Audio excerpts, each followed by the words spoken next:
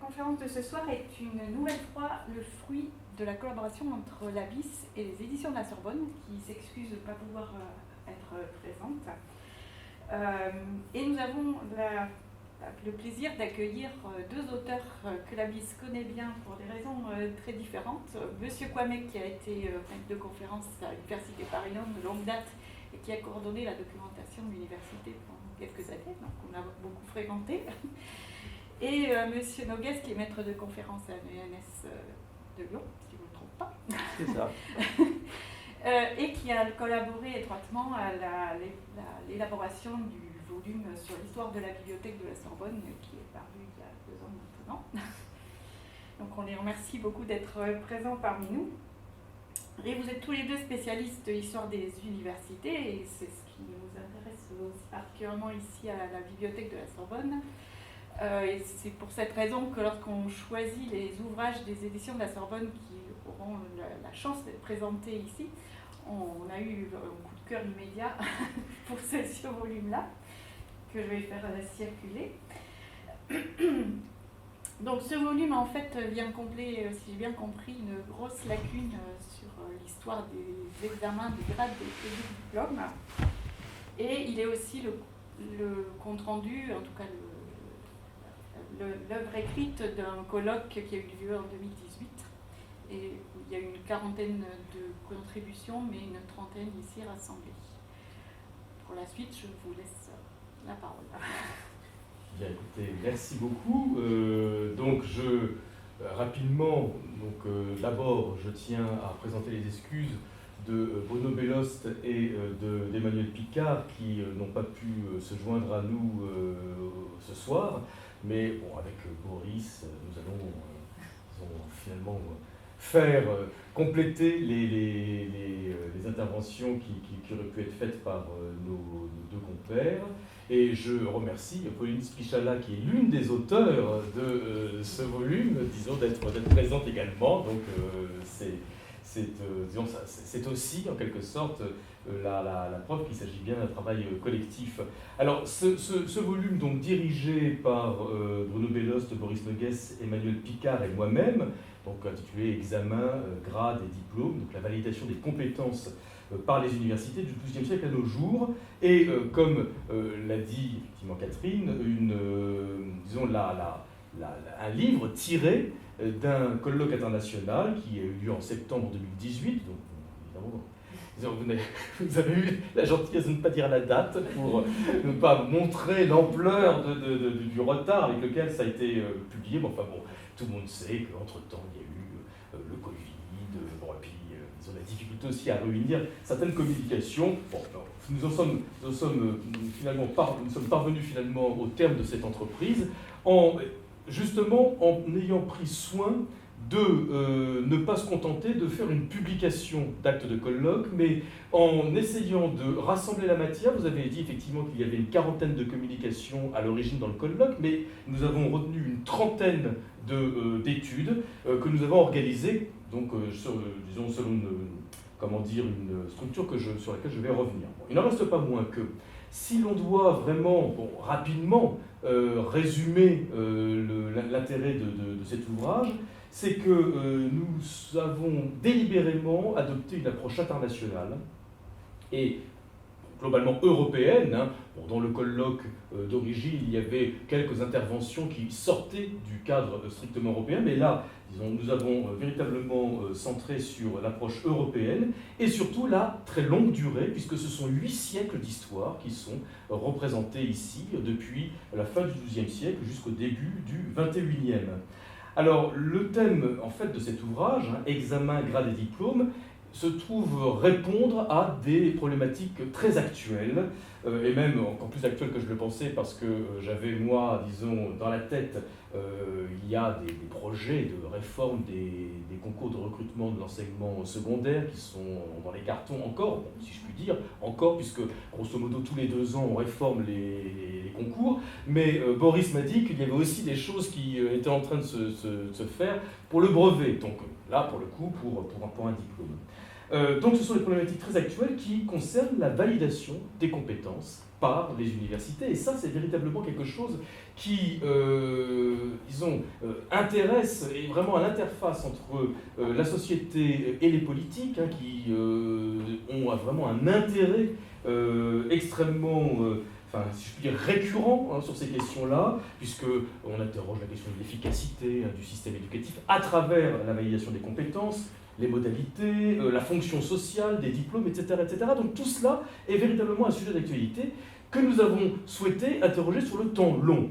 Et je voudrais, dans un premier temps, donc nous sommes répartis la parole, moi je vais, faire une première intervention plus générale, puis j'embrayerai sur la présentation de la première partie, puis Boris sur les deux parties suivantes, et je terminerai, une sorte de conclusion avec la quatrième partie. Mais je voudrais dans un premier temps quand même revenir sur finalement ce qui a été la pointe, l'aboutissement de cette histoire des diplômes dans le cadre européen, c'est finalement la question de la convergence des certifications qui, pour le coup, interroge la question de l'approche historique. C'est à travers cette question de la convergence des certifications, notamment par le biais du processus de Bologne, que l'on comprend mieux finalement quel est le poids de l'histoire dans les certifications. Alors, tout le monde connaît le processus de Bologne, puisque, certains d'ailleurs le subissent sans le connaître, parce que c'est peut-être trop jeune pour savoir que leurs diplômes sont aussi influencés par ça, mais bon, dans cette salle, beaucoup aussi ont connu le système avant. Bon, c'est un processus qui a été lancé finalement à la suite de la conférence européenne de Lisbonne en 1997, au siècle dernier, il faut le dire, puis qui a donné lieu à deux déclarations, celle de la Sorbonne en 1998, celle de Bologne en 1999, qui a en fait pour but, il y a trois éléments, d'une part la reconnaissance internationale des diplômes et des qualifications, ensuite l'adoption d'un cadre de diplomation uniforme, le fameux LMD, licence, master, doctorat, tout cela ayant pour but de créer un espace européen de l'enseignement supérieur. Donc voilà, le cadre, le joli décor donc, qui nous a été tracé à l'extrême fin du XXe siècle. Alors en fait, cette politique, quand on regarde, un peu où on en est, a eu des applications diverses, des succès divers en fonction des différents pays.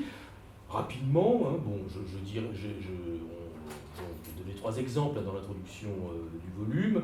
Pour l'Italie, il s'agit en fait essentiellement, ce processus de Bologne a servi en Italie à mettre en œuvre des projets qui en fait avaient débuté bien avant Bologne, puisque dès les années 80, on s'interrogeait sur la pertinence d'une lauréat qui était en fait un long diplôme qui comprenait à la fois la formation et la recherche, et qui surtout n'avait pas de diplôme intermédiaire, c'est-à-dire qu'on commençait une lauréat et on terminait 6 ans plus tard par l'obtention du diplôme, et il n'y avait pas de diplôme intermédiaire.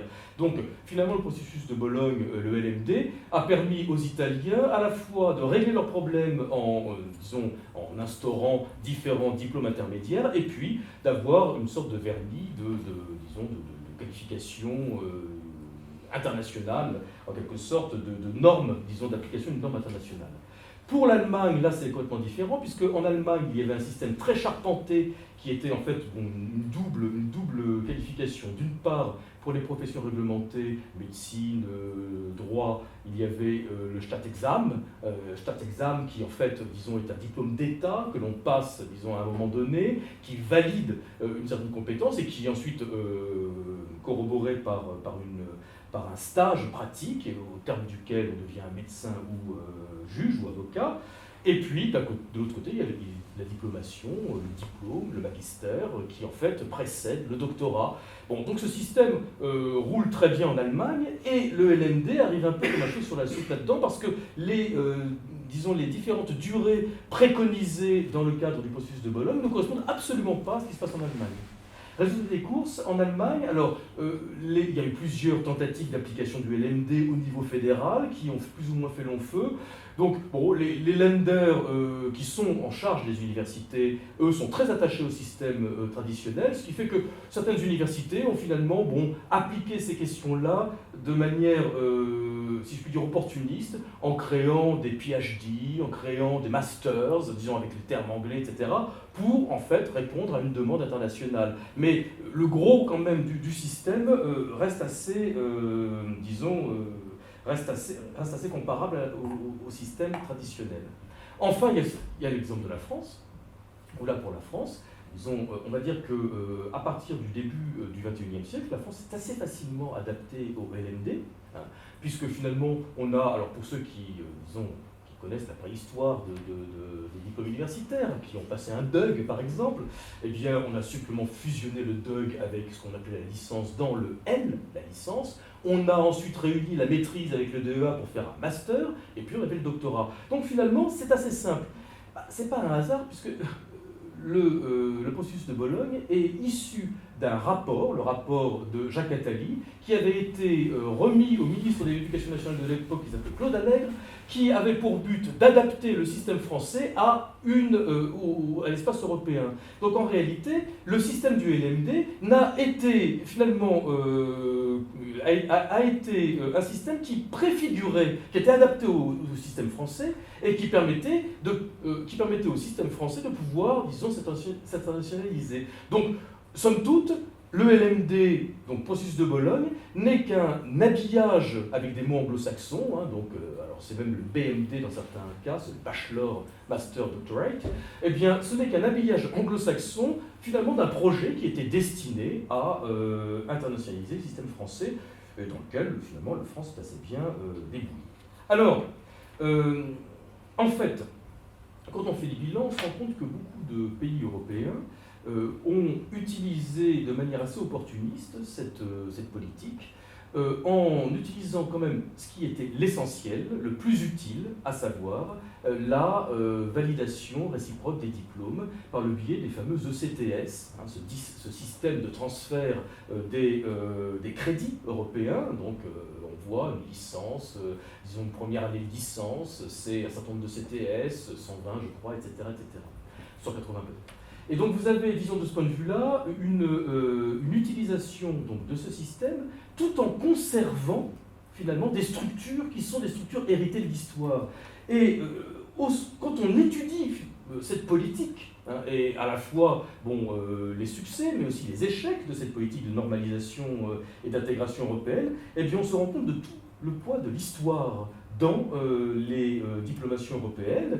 Et c'est donc tout l'intérêt d'une approche historique de ces questions-là, puisque à travers l'approche historique, on comprend mieux pourquoi le LMD fonctionne dans certains pays ou ne fonctionne pas. Le LMD peut être un simple habillage ou au contraire, disons, répondre à de véritables évolutions, parce que finalement, les systèmes de diplomatie européens sont divers. Même dans un continent dont la culture est aussi, disons, finalement aussi partagée que l'Europe. Résultat des courses, nous nous sommes donc attelés à cette analyse historique des diplomations. Nous avons donc cherché à comprendre comment l'histoire pouvait nous permettre de comprendre, d'analyser cette diplomation, cette histoire de la diplomation. Et d'abord, si l'on fait un retour un peu historiographique sur la question, on se rend compte que la première discipline qui a finalement étudié les grades, examens, grades et diplômes comme un système, hein, de manière systémique, en fait, ce ne sont pas les historiens, ce sont les sociologues. C'est la sociologie qui est finalement qui a eu la première, qui a émis les premières réflexions d'ordre systémique sur les grades, diplômes et examens, et c'est Émile Durkheim, donc, qui a justement développé cette première approche, à travers notamment son cours qu'il avait créé à la Sorbonne, donc ici même, peut-être pas dans cette pièce, hein, mais peut-être en amphi Durkheim, pas très loin d'ici. Donc son cours sur l'histoire de l'enseignement en France. Et dans ce cours sur l'histoire de l'enseignement en France, en fait, Durkheim explique que la délivrance des grades distingue fondamentalement les universités médiévales de toutes les institutions d'enseignement qui ont précédé les universités en Occident. Parce que je laisse de côté la question, disons, du modèle chinois, qui est, comme vous le savez, disons, le plus ancien. Mais en tout cas pour l'Occident, les universités créent un nouveau modèle. Ce modèle, en fait, c'est une validation des compétences qui prend la forme d'examens réglementés, débouchant sur des diplômes dont la valeur est reconnue par les pouvoirs publics. Et ça n'existe pas, disons, auparavant, si je puis dire, non seulement auparavant, mais même ailleurs, au même moment, donc dans le monde méditerranéen et en Europe, puisque disons, donc ces compétences qui sont évaluées par des examens réglementés, qui débouchent sur des diplômes et dont la valeur est reconnue par les pouvoirs publics, c'est quelque chose qui n'existe ni, évidemment, dans les écoles monastiques du Moyen-Âge, ni dans le système de l'enseignement musulman, ni à Byzance, au même moment.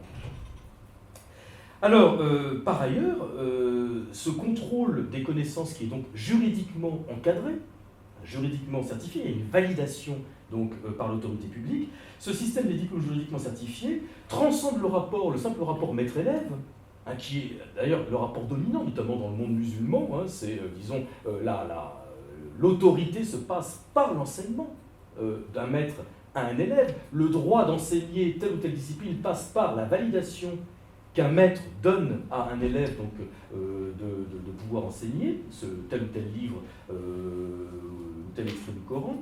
Donc ce contrôle des connaissances juridiquement certifiées qui transcende le rapport maître-élève crée en fait un système d'enseignement institutionnalisé. Un système d'enseignement institutionnalisé qui correspond exactement à ce qui, alors là, est plus ancien, ce que faisait l'administration impériale chinoise, et ce, dès le 8e siècle de notre ère. Bon, là, évidemment, on ne peut pas lutter, hein, disons, les universités médiévales, ce n'est que le 13e siècle.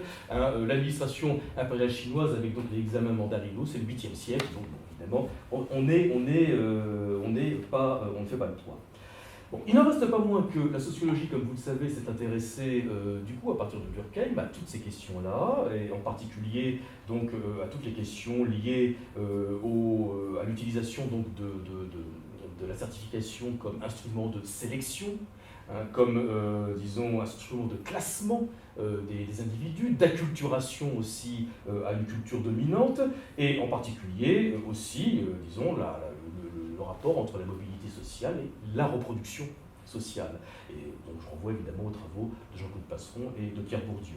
Néanmoins, au-delà de la sociologie, les historiens de l'éducation se sont aussi saisis de ces questions-là, mais là au XXe siècle, donc dans la suite des sociologues, donc à partir du milieu du XXe siècle, les historiens de l'éducation se sont également saisis de ces questions-là, ce qui a nourri donc une large historiographie à partir donc de l'après-guerre, une large historiographie, bon, il y a quelques exemples antérieurs des l'entre-deux-guerres, mais disons ça s'est développé donc, dans l'après-guerre, une large historiographie foisonnante qui maintenant a plus d'un demi-siècle évidemment. Hein.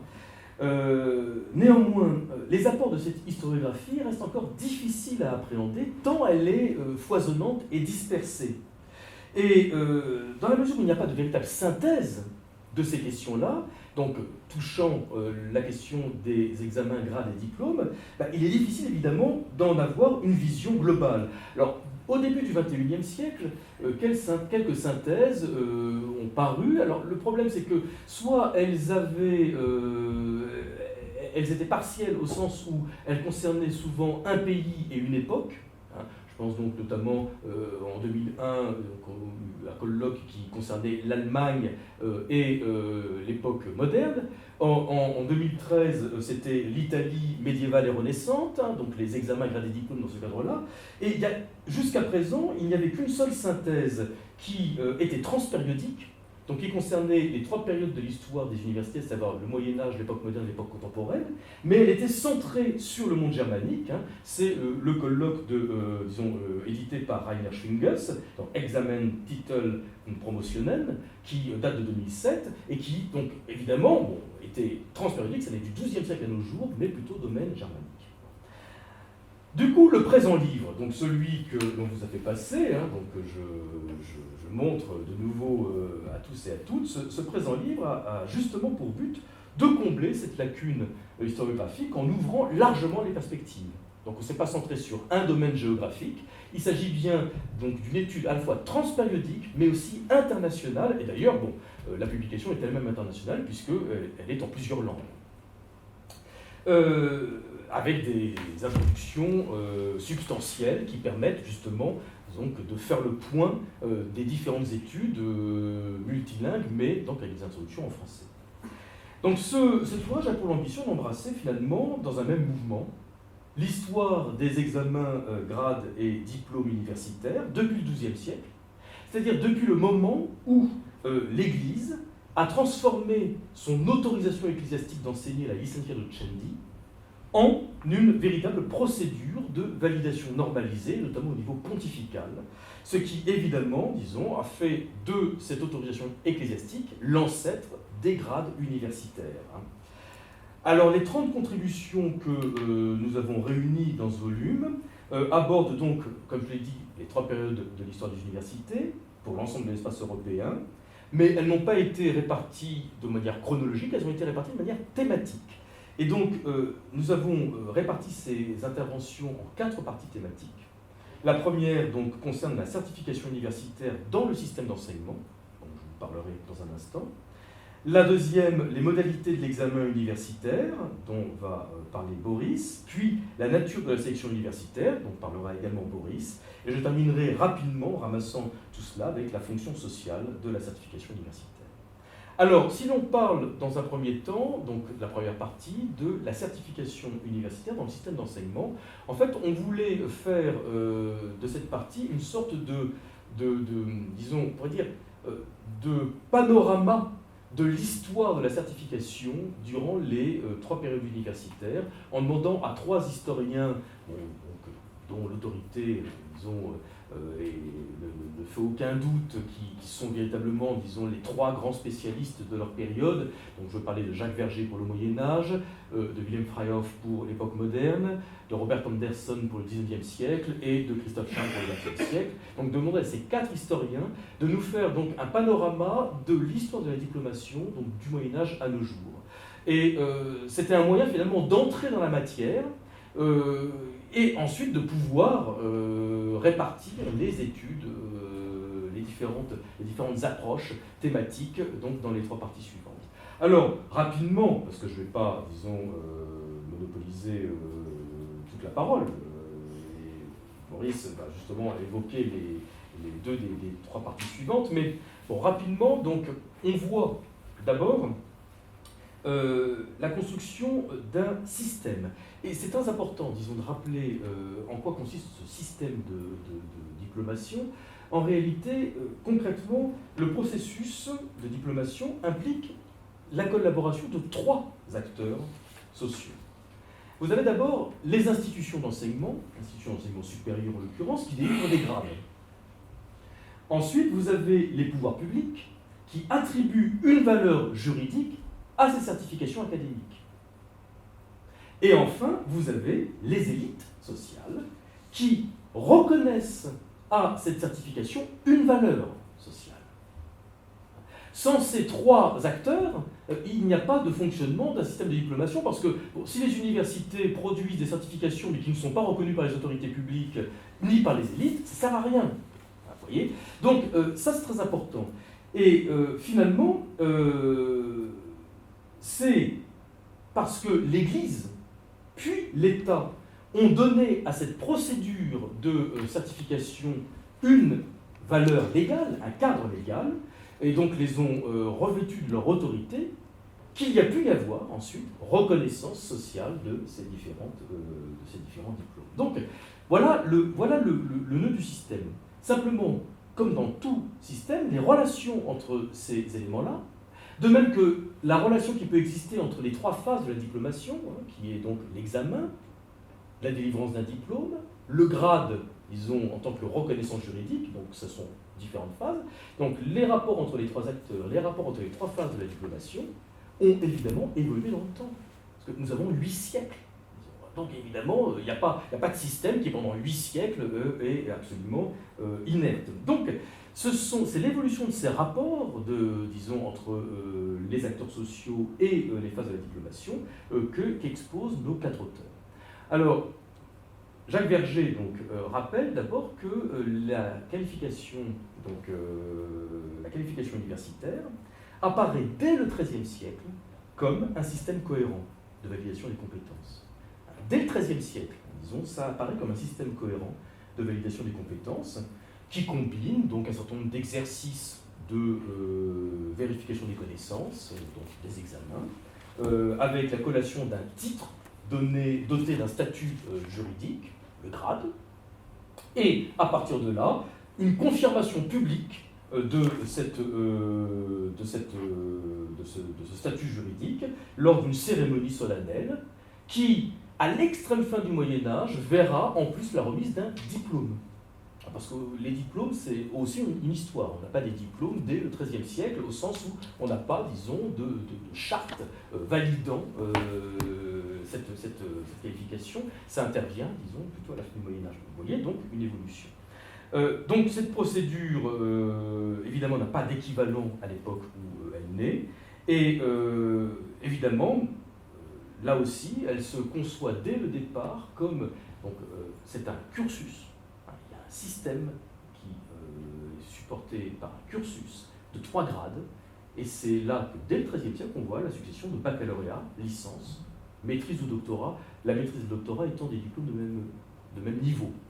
Donc baccalauréat, licence, doctorat, on est presque dans le LMD dès le XIIIe siècle, bon, sauf qu'on change un peu, on triche un peu, mais on est en revanche dans le BMD, un bachelor, master doctorate.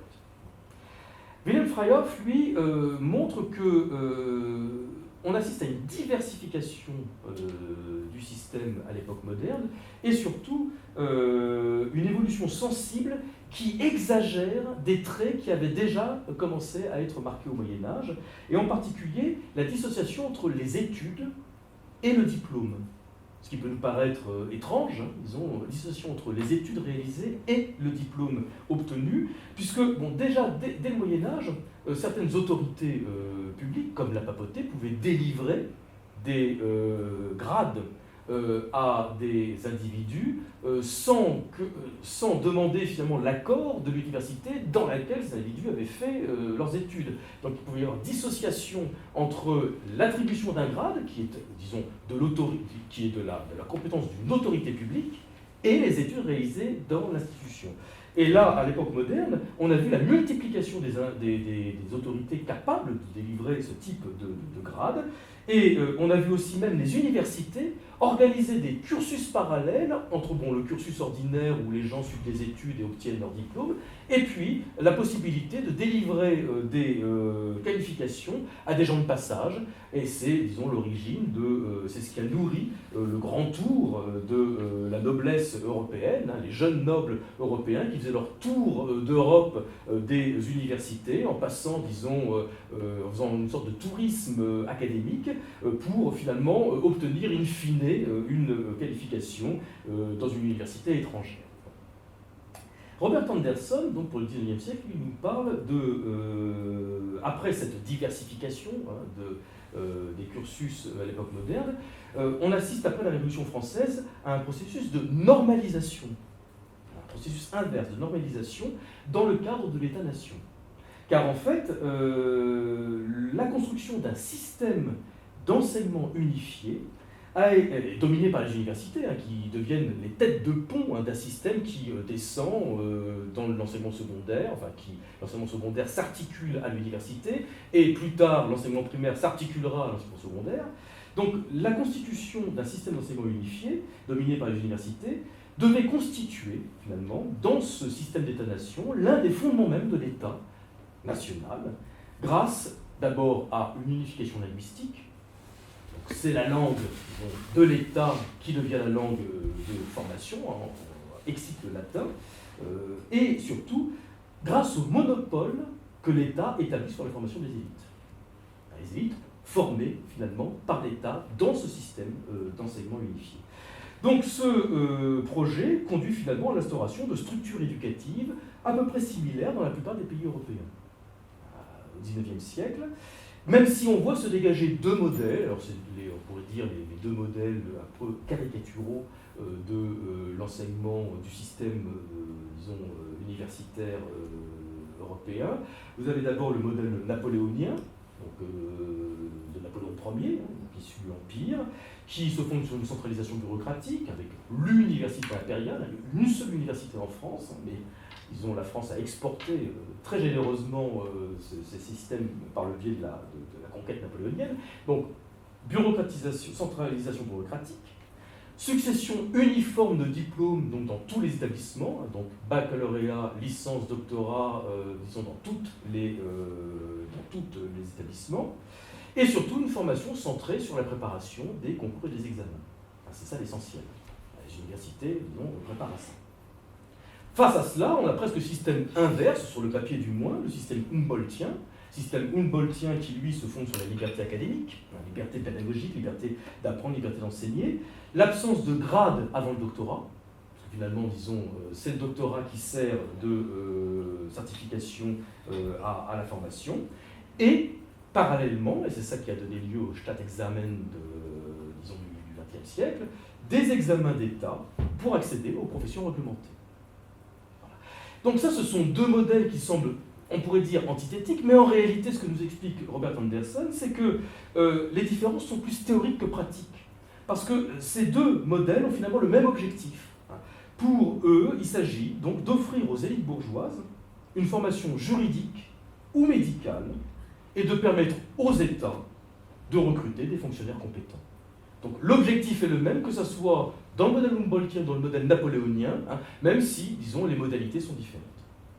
Enfin, Christophe Charles nous parle de la situation actuelle avec cette intensification donc, de la normalisation, bon, que je vous avais rapidement décrite au début de l'exposé, avec le processus de Bologne notamment, entre autres, mais surtout une augmentation considérable des flux d'étudiants.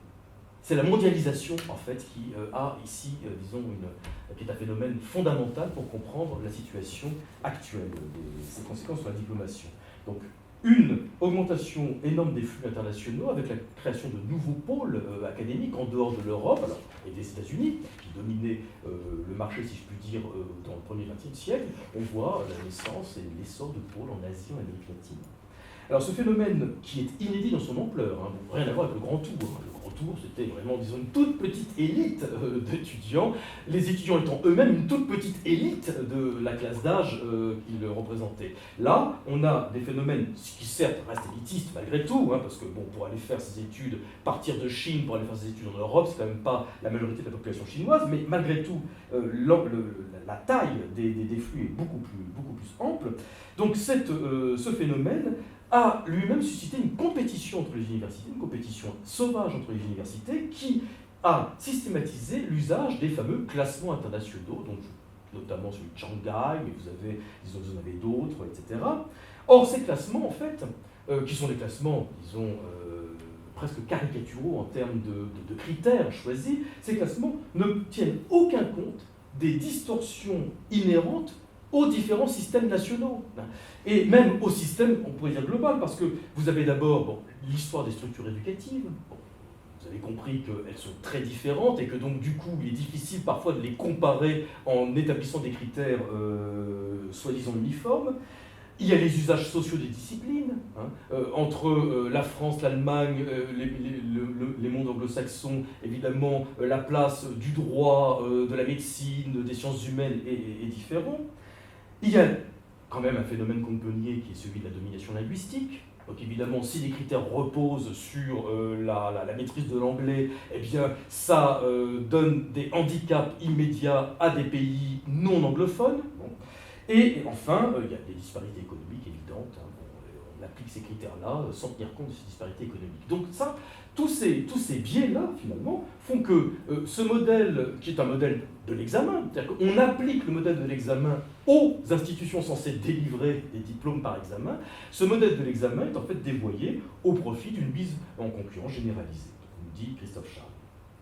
En somme, donc pour résumer cette partie, je dirais que à travers l'histoire donc, de la certification universitaire, ces 4 études interrogent en fait sur la spécificité même de cette procédure, par rapport aux autres modes, si je puis dire, de promotion des sociétés traditionnelles, industrielles et numériques.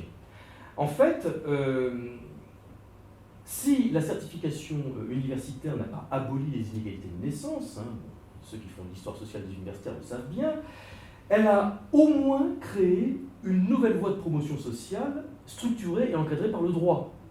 C'est-à-dire que, certes, disons, il existera toujours un avantage au fait de naître noble ou de naître, disons, dans une famille favorisée, mais il y a aussi une voie de promotion encadrée par le droit, par le biais donc, de la certification universitaire.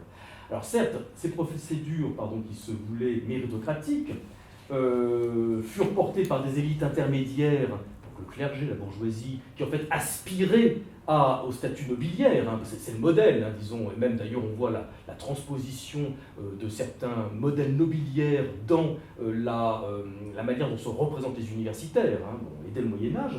Donc certes, évidemment, l'objectif c'est de ressembler à la noblesse, mais néanmoins, ces procédures n'en parvinrent pas moins à s'imposer à l'ensemble de la société, y compris aux membres des classes dominantes, qui pourtant n'avaient pas besoin de diplôme pour réussir. La noblesse n'avait pas besoin de diplôme pour réussir, et pourtant, disons, in fine, les nobles passent aussi des diplômes universitaires. Bon, même si, en France, ils vont aussi dans les grandes écoles qui ne délivrent pas de diplôme. Enfin, ça, c'est un autre débat. Toujours est-il que ce constat, à savoir, sur le temps long, une acculturation au phénomène de diplomation, une acculturation de la société au phénomène de diplomation, constitue finalement l'un des nombreux apports de ce livre, mais il y en a d'autres. Et je passe la parole à Boris pour les parties suivantes. Merci Thierry, merci à vous de m'accueillir aussi. Alors, pour la présentation des deuxième et troisième parties, je procéderai un peu différemment de ce qu'a fait Thierry, qui il avait la partie facile d'une certaine manière, parce qu'il avait une introduction et 4 synthèses, et alors, pour ma part, j'ai compté, j'avais 17 contributions. Alors, j'ai commencé à les résumer, puis non, on ne s'en serait pas sorti. Donc, je verrai les choses de manière beaucoup plus surplombante, et je piocherai quelques exemples au fil de l'exposé. Et de toute façon, en vous parlant de mes 17 contributions, et puis il en reste 9 dans la dernière partie, ça renvoie aussi à la difficulté à saisir les choses sur, comme on l'a dit, 8 siècles, hein, et sur un cadre géographique extrêmement étendu, extrêmement divers, même si on est resté sur l'Europe occidentale, en gros. Mais bon, comme l'a dit Thierry, les 4 contributions qui ouvrent l'ouvrage permettent de cadrer les choses, proposent une synthèse, et il faut voir la suite, l'ensemble des contributions qui sont extrêmement diverses, extrêmement d'une certaine manière partielles, etc. On peut avoir une impression de dispersion, donc ça peut être une faiblesse qu'on peut reconnaître, parce qu'on est aussi des gens honnêtes, mais on peut aussi le voir différemment, c'est-à-dire que derrière ces études de cas, on voit d'abord une illustration de phénomènes généraux qui ont été évoqués dans ces 4 contributions introductives, et ça permet d'ancrer les choses dans une réalité un peu plus concrète, de rentrer un peu dans le détail. Et puis ensuite aussi, à travers ces cas particuliers, finalement, on peut nuancer les choses et on peut voir que il y a un schéma qui est généralement valable et valide, et puis que ce schéma, il connaît des nuances, parfois des contradictions, et c'est tout l'intérêt finalement de rentrer un peu comme ça dans le détail des études très localisées. Néanmoins, une synthèse sur l'histoire des diplômes en Occident reste à écrire à l'échelle de l'Europe, et s'il y a des bonnes volontés. Les matériaux sont là, avec toutes les monographies qu'on a accumulées au fil des décennies, et puis ces études et bien d'autres ailleurs, mais ce serait une entreprise quand même qui dépasserait de toute façon les forces d'une seule personne et qui nécessairement serait collective.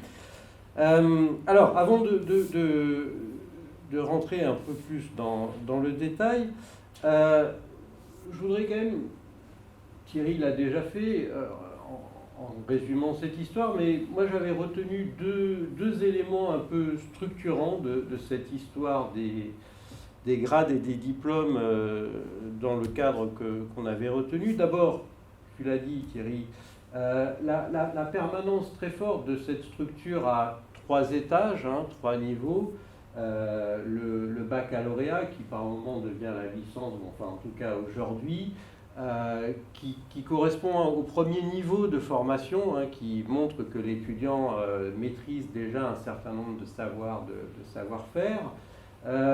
Ensuite, donc pour les périodes anciennes, cette licence qui permet d'enseigner, cette autorisation d'enseigner, et puis tout en haut, le diplôme qui couronne les études et qui permet une intégration dans le monde des savants, dans le monde des maîtres, le monde des enseignants, donc ça s'appelle la maîtrise ou le doctorat, donc c'est le diplôme ultime et supérieur. Donc vraiment c'est assez frappant de voir la permanence de cette structure en 3 étages.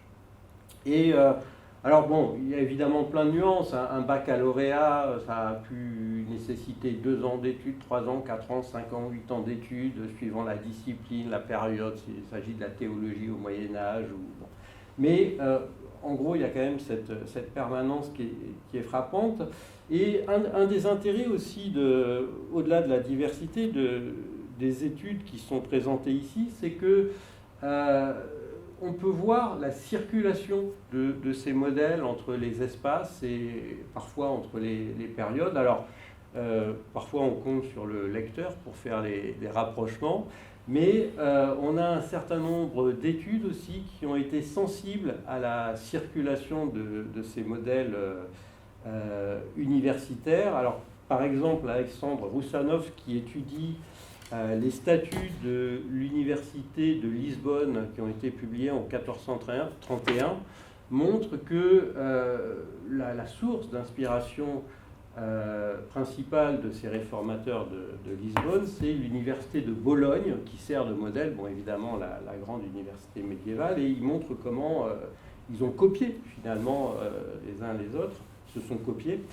Et puis on a aussi une contribution dans cette partie sur les formes de l'enseignement, de la validation universitaire, sur la constitution des jurys d'examen en Espagne. Et on voit bien comment les Espagnols, donc à la fin du 19e siècle, entre 1868 et 1873, au moment où provisoirement la monarchie est supprimée, et comment ceux qui sont en quête d'un nouveau modèle vont piocher à travers des modèles du nord de l'Europe, et notamment ce qui se passe en Belgique. Donc voilà, c'est aussi un des intérêts que de pouvoir comme ça comparer les différents espaces, malgré cette structure vraiment pérenne de ces 3 types de grades qui existent en Occident. Et puis la deuxième remarque générale que je voulais faire, c'est que si on regarde un peu les choses de très loin, moi il me semble qu'on a quand même, et pour une fois, une rupture assez marquée autour de 1800, une rupture entre la période moderne et la période contemporaine. Alors il est de bon ton parmi les historiens de toujours relativiser cette rupture et d'insister sur les permanences ou les antécédents. Mais pour le coup, et Robert Anderson le montre très bien dans sa contribution, il me semble qu'il y a un ensemble cohérent de la naissance des universités jusqu'à ces années 1800, et la période moderne, d'une certaine manière, apparaît un peu comme un prolongement avec des évolutions, mais un prolongement de la période médiévale, et au XIXe siècle, on rentre dans autre chose avec autant des États-nations. Bon, Thierry en a parlé, donc j'y reviens pas, mais effectivement, on a ce positionnement autour des 2 modèles français ou germaniques qui font qu'on rentre dans un système assez différent, et aussi dans la manière de procéder aux examens, ça correspond à très clairement une simplification des procédures qui, jusqu'au XIXe siècle, étaient extrêmement complexes. C'était des procédures d'examen qui se plaisaient à multiplier les épisodes d'épreuves, d'examens, les multiplier évidemment pour essayer de garantir la validité et la valeur du grade universitaire. Et alors, si on regarde, et je commence à rentrer un peu, vous voyez, dans ce dont on m'avait demandé de parler, donc si on regarde un peu comment c'est constitué, et c'est très bien résumé par Jacques Verger et, j'ai oublié son prénom, Sullivan, c'est... Thomas Sullivan y revient aussi en détail et je le reprendrai.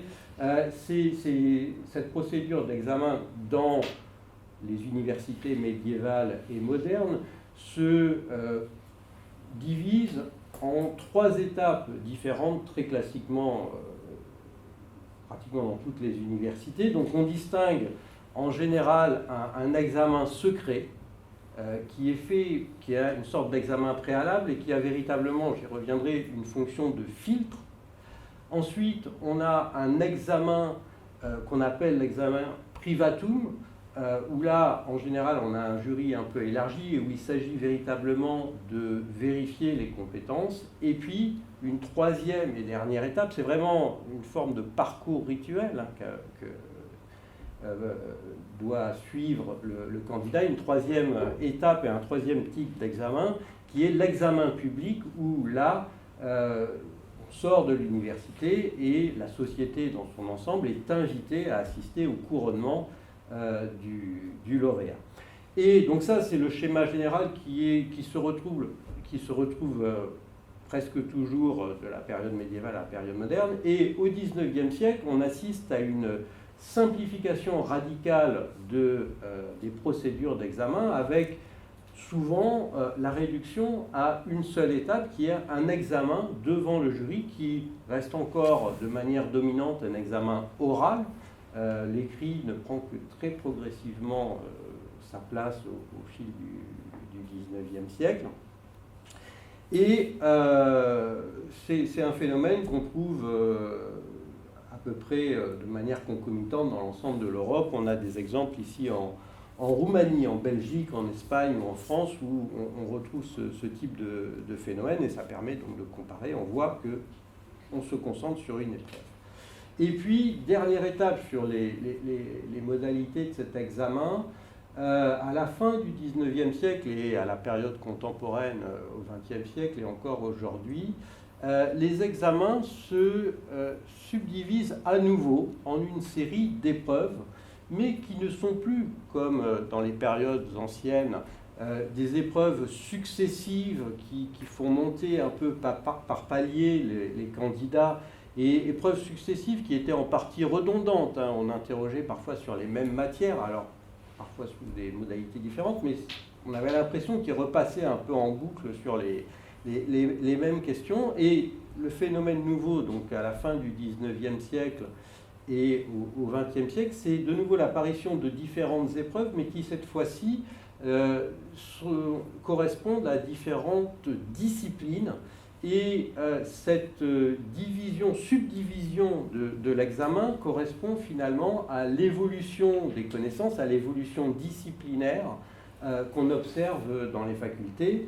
Et alors, on a une contribution qui est particulièrement éclairante sur ce phénomène de Pierre Verschoren sur l'évolution de la licence S-Sciences en France entre la fin du XXe siècle entre la fin du XIXe siècle et le milieu du XXe siècle, et il montre comment, à la fin du XIXe siècle, donc entre les premières réformes en 1882 et 1896, cette licence S-Sciences est divisée en 3 certificats d'enseignement supérieur pour permettre aux spécialistes des différentes disciplines qui sont apparues d'avoir un peu leur domaine et pour justement éprouver ces candidats autour de ces disciplines spécialisées. Donc voilà sur les évolutions, les grandes évolutions qu'on peut brosser à propos de ces formes de l'examen sur 8 siècles. Alors, dernière remarque un peu d'ordre général, étudier à la fois les formes de l'examen et les contenus de l'examen, ça permet de poser un certain nombre de questions d'ordre général, parce que il faut il faut partir de là, mais il faut aller plus loin. Il faut évidemment partir d'une description aussi minutieuse que possible de la forme de ces examens, mais il faut aussi toujours s'interroger sur la finalité de ces formes si précises, l'utilité de ces formes, le sens de ces procédures aussi complexes, aussi redondantes, etc. Et il faut véritablement être attentif à dégager ce sens si on veut sortir d'une simple description statutaire. La deuxième chose qui fait l'intérêt de cette étude, c'est d'essayer d'approcher derrière les prescriptions et si possible, en allant au-delà des descriptions, en essayant de voir un peu les pratiques et que font en réalité les étudiants, essayer de voir finalement les savoirs qui correspondent à ces examens, les connaissances qui correspondent à ces examens, et de manière très simple, on peut se poser la question, est-ce que ce sont des examens difficiles en termes de connaissances ou au contraire des examens très faciles? Et bien souvent, ce sont des examens plutôt faciles et de manière peut-être surprenante pour qui est familier de la hiérarchie contemporaine des grades. Le doctorat est en général et pendant très longtemps le plus facile de tous les diplômes à obtenir, enfin les plus faciles à obtenir, j'y reviendrai tout à l'heure. Et ça aussi, dans la très longue durée, l'examen phare et le grade phare, c'est la licence, hein, qui est vraiment le nœud autour duquel s'articule l'ensemble des cursus. Donc est-ce que c'est difficile? Qu'est-ce qu'on sait? C'est une des questions qui se posent. Autre question aussi qui émerge quand on réfléchit à la forme et au contenu des examens et qui est traitée par deux des contributions, c'est quel est le rapport entre les examens, les questions qu'on pose aux étudiants et ce qu'ils apprennent en classe, ce qu'ils apprennent en cours. Quel est le lien entre l'enseignement et l'interrogation finale? Est-ce que l'examen, l'interrogation finale, constitue une forme de pilotage par l'aval de l'enseignement qui aurait lieu en amont, ou est-ce que, au contraire, l'examen, le contenu de l'examen se calque sur ce que peuvent savoir les étudiants et donc finalement l'aboutissement de l'enseignement? Alors ça dépend. Je vous incite à regarder les différentes contributions, vous aurez différentes réponses. Et puis, dernière question aussi qui est intéressante parce qu'il y a des enjeux de pouvoir et des enjeux sur ce que c'est qu'être gradué, c'est la dernière question, c'est qui distribue les grades, qui décide que les étudiants réussissent ou échouent. Bref, c'est la question de la constitution des jurys d'examen avec, comme Thierry l'a évoqué, l'intervention de puissances ou d'institutions de nature assez différente, que ce soit l'université, les pouvoirs civils, l'Église, tout ça à différentes échelles. Et derrière le contrôle des examens et la collation des grades se joue à la fois la tutelle sur l'université, sur l'institution, mais aussi indirectement ou parfois très directement le contrôle des savoirs qui sont manipulés au moment de cet examen, et puis la régulation des flux sortants d'étudiants et donc des individus qui vont alimenter les groupes élitaires dans telle ou telle société. Donc là, il y a un enjeu aussi très fort sur la constitution de ces jurys. Alors, si on reprend un peu le déroulement de ces processus, de ces examens et le contenu de ces examens, en commençant assez logiquement par la période médiévale et par les premiers examens que sont conduits à passer les étudiants. Donc, On commence donc par ce que Jacques Verger et bien d'autres, et d'autres avant lui, et Thomas Sullivan dans ce livre aussi, appellent l'examen secretum, le premier examen qui n'est pas public, qui en général se déroule devant un jury très restreint, réduit, essentiellement universitaire, et dans ce premier examen, ce qui est vérifié, ce ne sont pas tellement les compétences ou les savoirs, mais c'est plutôt la conformité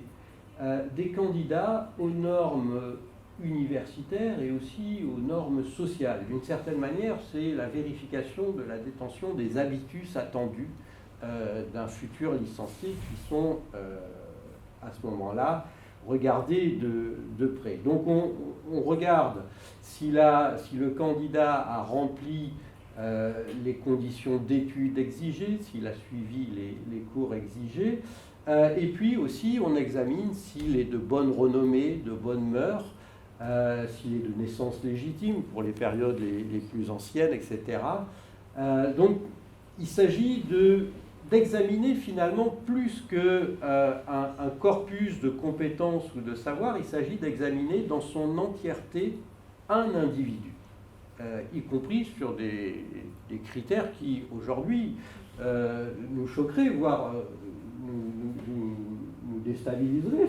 Enfin, les étudiants pourraient nous poursuivre voilà, si on leur demandait, si on leur posait les questions qui leur étaient posées à l'époque médiévale.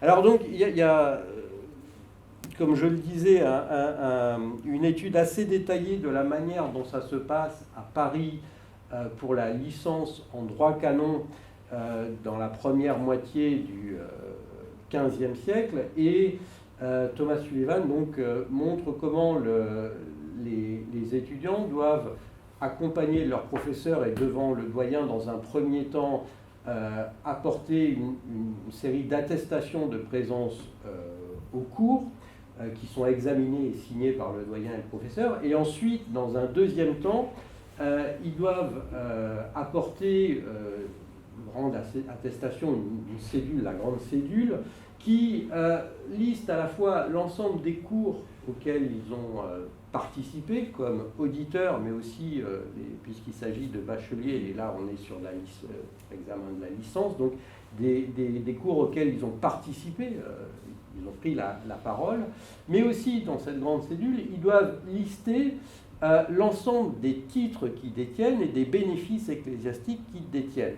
Et il s'agit donc aussi d'évaluer d'une certaine manière la surface sociale du candidat pour voir si il est digne ou pas de poursuivre cette course d'obstacles que constitue l'examen de licence. Et donc là, ce premier examen fonctionne véritablement comme un filtre social et aussi un filtre moral et peut-être, et ça resterait à préciser, un filtre intellectuel, mais c'est pas sûr du tout.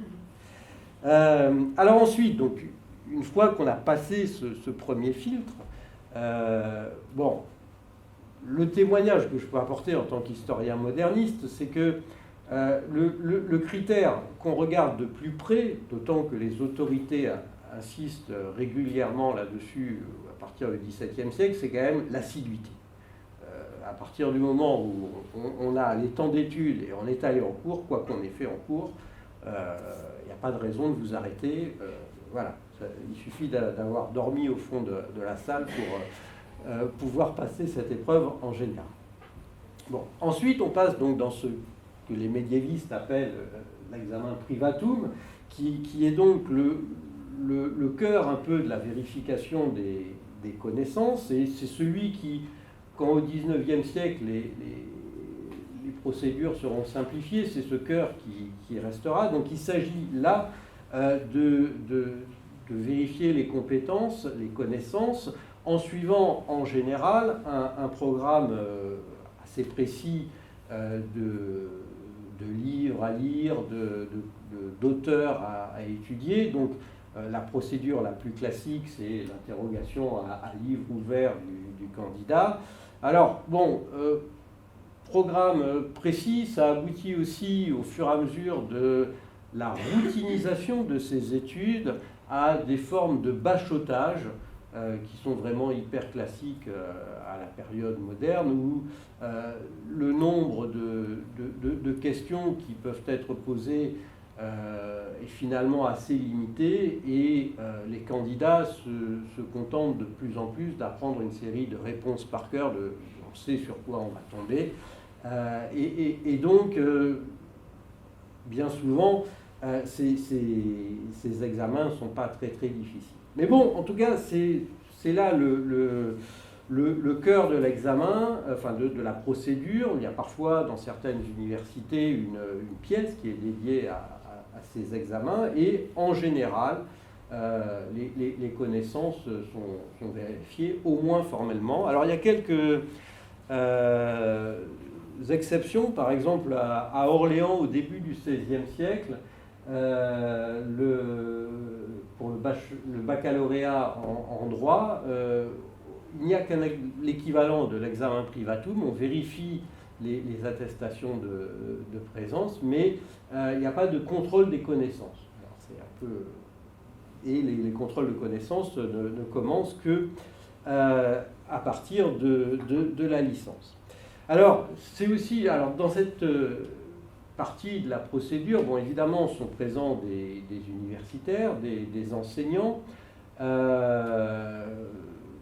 assez souvent aussi les représentants de l'Église, le chancelier, pas systématiquement, mais c'est le moment où le jury est en général le plus sérieusement constitué, et c'est à ce niveau aussi que se jouent les luttes entre les différentes institutions qui entendent participer à la procédure de certification.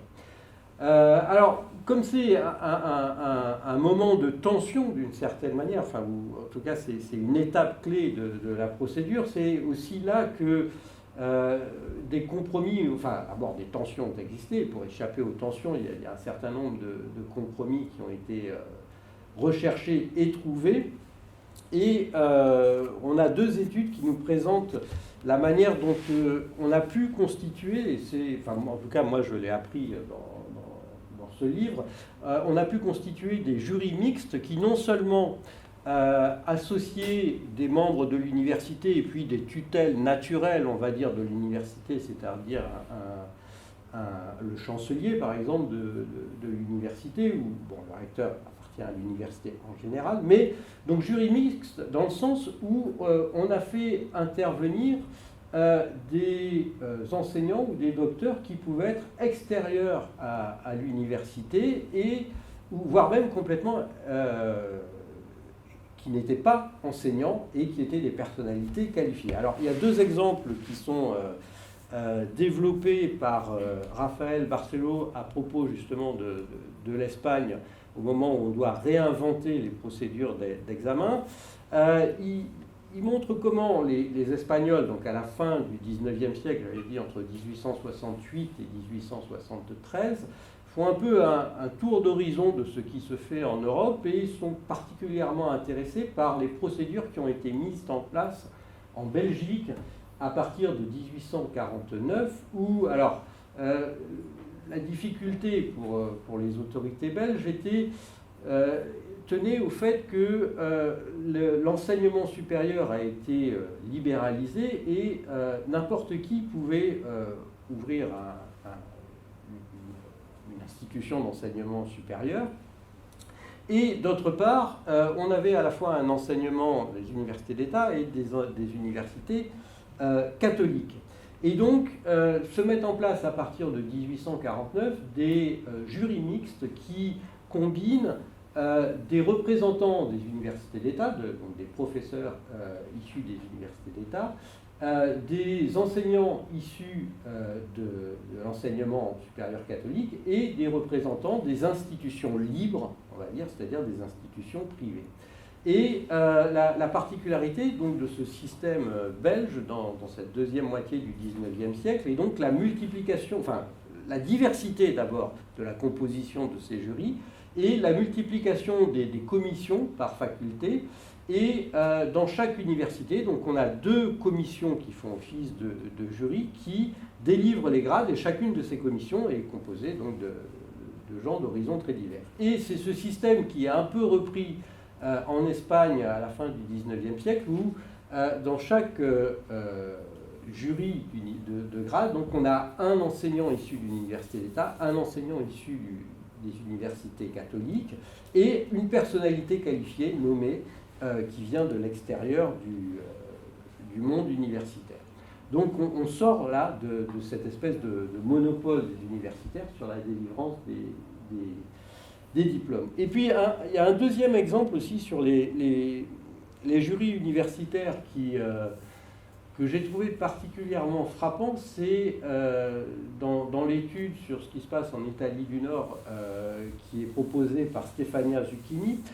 Elle a relevé un conflit qui oppose en 1471 le collège des avocats de la ville de Plaisance en Italie à l'université de Bologne.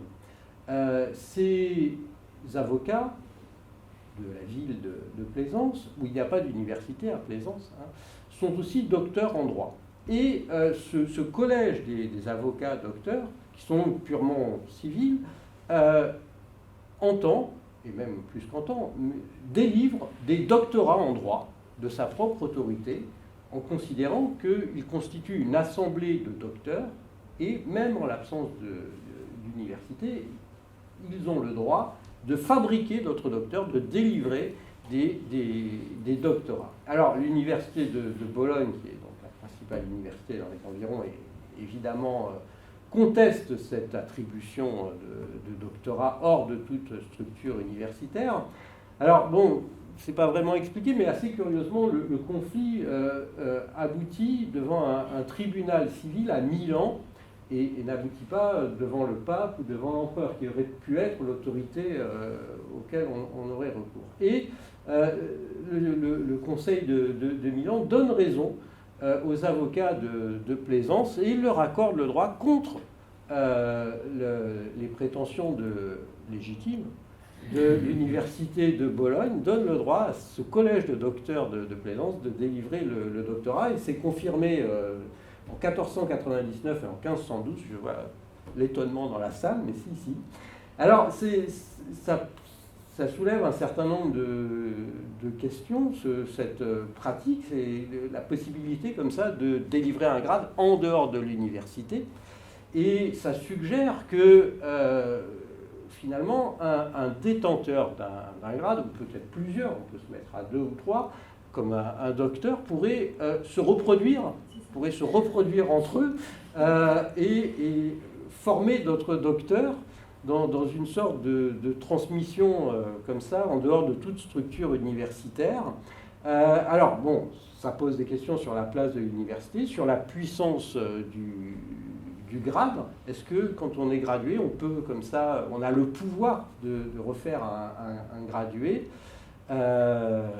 Bon, c'est des questions. Alors, il y a heureusement pour les universités et pour l'économie du système universitaire pendant longtemps, il n'y a pas eu trop d'imitations, mais et le monopole des grades par les universités a globalement été maintenu, mais il y a quand même eu un certain nombre de brèches qui ont été posées dans ce cadre où finalement on a un grade sans avoir d'enseignement et d'enseignants. Alors, comme Thierry en avait parlé, le fait d'avoir de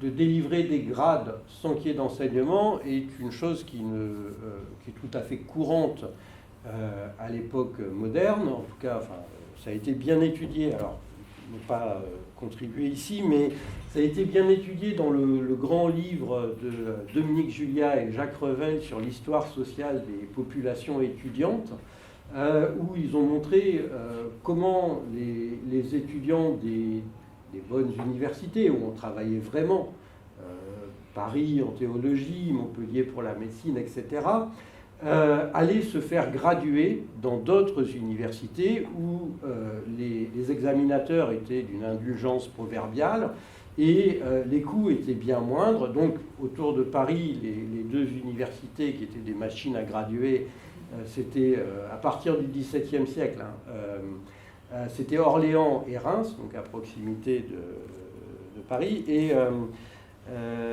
d'ailleurs, Wilhelm Frithjof reprend un exemple rémois d'un étudiant bruxellois qui s'appelle Jean-Louis de Goïs, qui en 1792, en janvier 1792, donc il arrive à temps, puisque les universités sont supprimées en 93, se présente à l'université devant la faculté de médecine de l'université de Reims, et très benoîtement demande à ce qu'on lui délivre un grade de docteur en médecine. Et alors, même si l'université de Reims n'est pas très sévère, quand même, ils ont un minimum de conscience professionnelle. Et alors, il lui pose quelques questions, et ce pauvre Jean-Louis ne sait absolument rien, il n'est même pas capable de montrer où est son foie, tout ça.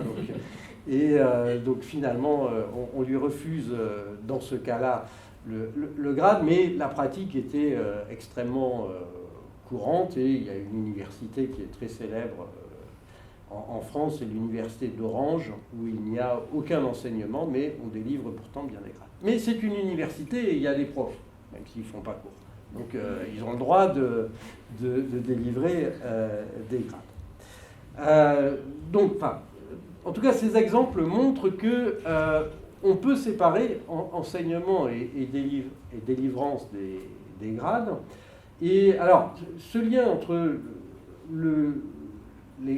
les examens et le contenu de l'enseignement, bon, on n'a pas le temps tellement de le développer, mais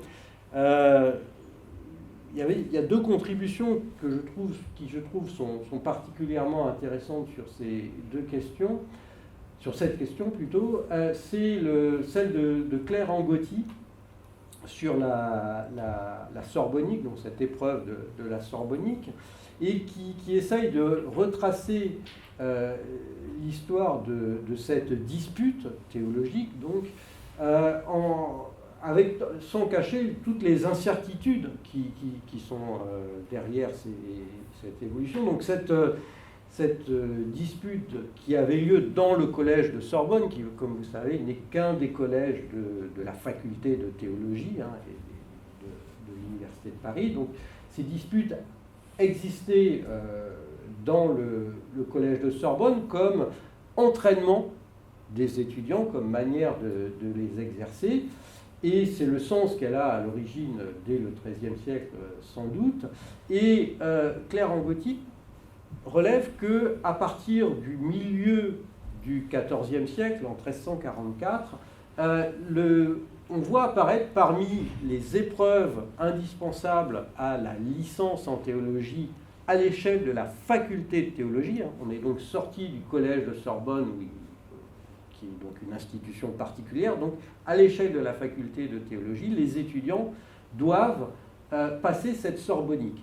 Alors, est-ce que c'est l'exercice d'entraînement que pratiquaient les sorbonnistes dans leur coin qui a été copié par l'ensemble de la faculté de théologie? C'est-à-dire, est-ce qu'un exercice d'entraînement est devenu un examen, une formule d'examen?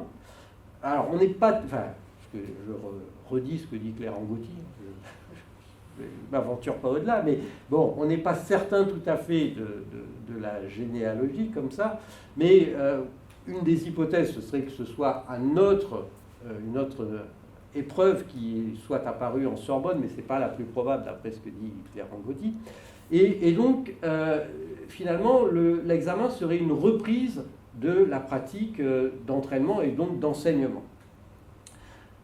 C'est une des pistes, et il y a plusieurs exemples où on pourrait revenir là-dessus. Et puis, le deuxième cas qui pose aussi question, parce qu'il y a un certain nombre de points qui ne sont pas tout à fait éclaircis, c'est celui que soulève Simona Negruzzo à partir de l'exemple du collège de Caprani à Rome, où là c'est un peu l'inverse. Enfin, je ne sais pas si c'est l'inverse, mais en tout cas, qu'est-ce qu'elle constate et qu'est-ce qu'elle a découvert, c'est que les étudiants soutiennent dans le collège des thèses de manière tout à fait formelle, avec l'impression de placards de thèse, de manière tout à fait classique, telle qu'on le connaît dans les facultés, mais ces thèses ne correspondent à aucun grade. Alors, est-ce que c'est une forme d'examen, soutenir une thèse, qui devient un exercice? Donc ce serait dans l'autre sens, l'examen qui deviendrait, qui contaminerait ou qui conformerait l'enseignement. Donc c'est là aussi une question qui reste ouverte. Il faudrait travailler un peu plus pour voir comment ça peut s'inscrire dans le cursus, mais a priori, c'est pas le cas. Donc voilà ce qu'on pouvait dire sur ces questions. Bon, la forme des examens varie infiniment, enfin pas infiniment, mais on a quand même des différences assez sensibles. Pour laisser quand même un peu de temps pour les questions et pour échanger si vous voulez. Dernier élément que je voulais souligner, que j'ai retenu, c'est à propos de la manière dont se passe le doctorat à l'université d'Orléans en droit entre le 15e et le 16e siècle, qui avait été étudié par Hilde de Rieder-Simons.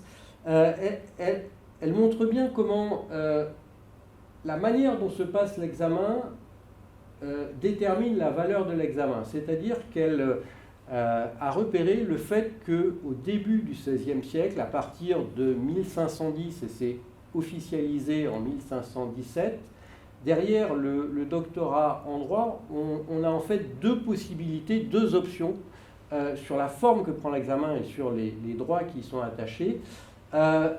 Un certain nombre de candidats, souvent des étrangers d'ailleurs venus d'Europe du Nord, choisissent de ne soutenir leur doctorat en droit que dans le cadre d'une soutenance en chambre, c'est-à-dire de manière non publique.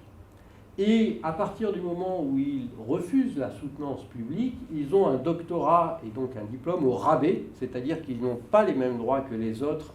Et par exemple, bien qu'étant docteur en droit de l'Université d'Orléans, ils n'auront pas le droit d'enseigner, de devenir docteur régent.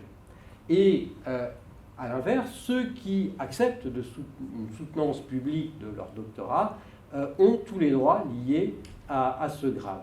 Et donc, à travers la forme d'examen, on a aussi des nuances de niveau d'examen et de valeur d'examen. Ce qui montre que la forme aussi dicte le contenu, sans doute, de l'examen et la valeur de celui-ci. Et, bon, alors, comme je l'avais aussi esquissé, mais je vais passer très vite sur cet aspect, le doctorat n'est pas du tout le grade le plus difficile en termes de connaissances exigées. Bien souvent, enfin, par exemple, pour le doctorat à Paris au XVIIe et au XVIIIe siècle, en théologie, on peut passer le doctorat immédiatement après la licence. Il n'y a pas d'intervalle requis, il n'y a pas d'année d'études. Et c'est la même chose dans la plupart des disciplines. Donc c'est plus un acte où il s'agit de démontrer ses connaissances, ce n'est pas un acte probatoire, mais c'est au contraire un acte qui est destiné à les manifester publiquement. Elles ont déjà été prouvées auparavant et la finalité de ce grade, c'est de manifester comme ça publiquement la valeur de l'impétrant. Et puis surtout, comme le doctorat coûte très cher, il s'agit de réguler l'accès à un certain nombre de privilèges liés au doctorat et à un certain nombre de professions, qu'il s'agisse du doctorat en médecine ou des doctorats en droit ou en théologie. C'est véritablement un examen et derrière un grade qui a une fonction de filtre social et économique. Et pendant longtemps, le doctorat aura fort peu d'exigences académique et sera à peu près vide de contenu.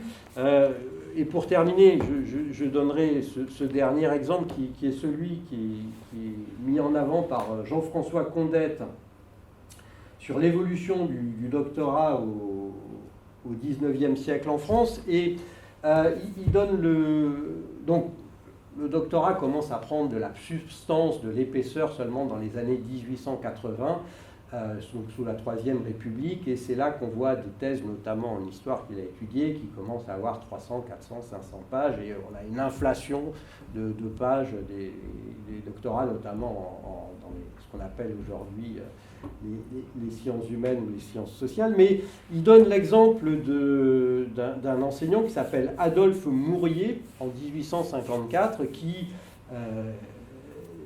n'est pas docteur et qui souhaite obtenir un certain nombre de postes à responsabilité dans l'enseignement ou dans l'instruction publique. Donc il raconte qu'il va voir le ministre et il lui dit voilà, je voudrais un poste, etc. Je voudrais être nommé recteur, inspecteur d'académie, etc. Et le ministre lui dit bah, très bien, mais devenez docteur, passez un doctorat. Et donc cet Adolphe Mourier, en 1854, prend 2 mois pour préparer ses 2 thèses. Et il est reçu avec succès à ces 2 thèses préparées en 2 mois. Et donc le processus commence au début de l'année 1854. Et 2 mois après, donc, il est fait docteur à Rennes et il est nommé donc, recteur dans l'Académie de Rennes à l'issue de son doctorat acquis en 2 mois. Donc il a répondu aux attentes de l'examen et il a obtenu ce grade. Voilà. Je vais peut-être m'arrêter là, enfin, si vous voulez que je... Mais bon, enfin, le sens, bien souvent, de ces examens, et plus encore avec le doctorat, et ah oui, j'avais quand même prévu une espèce de transition habile vers ce dont tu devais parler, mais j'ai oublié.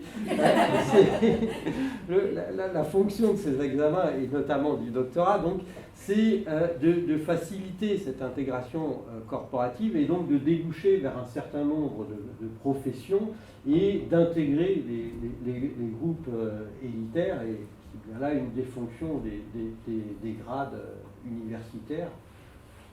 Donc tu me passes la parole. Voilà pour la 4e et dernière partie.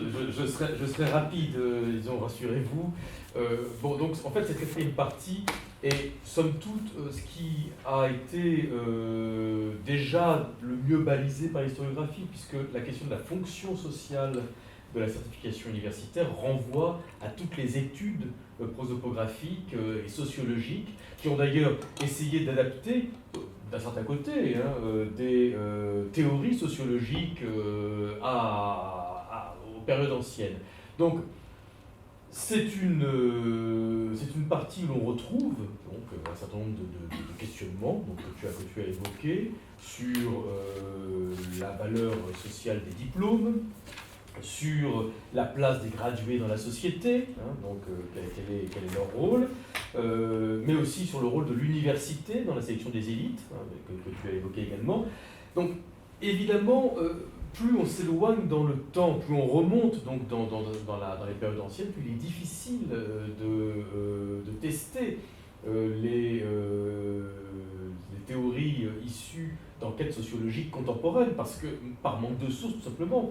Mais d'un certain côté, ce que l'on voit à travers cette 4e partie, c'est que c'est vrai, on imagine parfaitement que le Moyen-Âge soit plus difficile compte tenu du faible nombre de sources biographiques, mais on constate également qu'à l'époque moderne, il y a un grand nombre, beaucoup plus d'informations biographiques, néanmoins, les études ne sont pas aussi importantes qu'on aurait pu l'imaginer. Donc c'est disons, il y a même s'il s'agit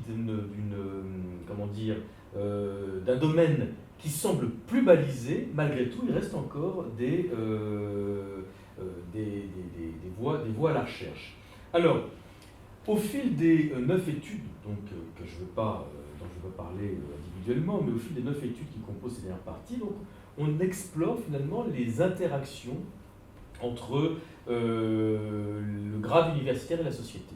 Car c'est ça, disons, c'est par ce biais-là que l'on aborde la question de la fonction sociale des certifications universitaires, donc interaction entre grade et société.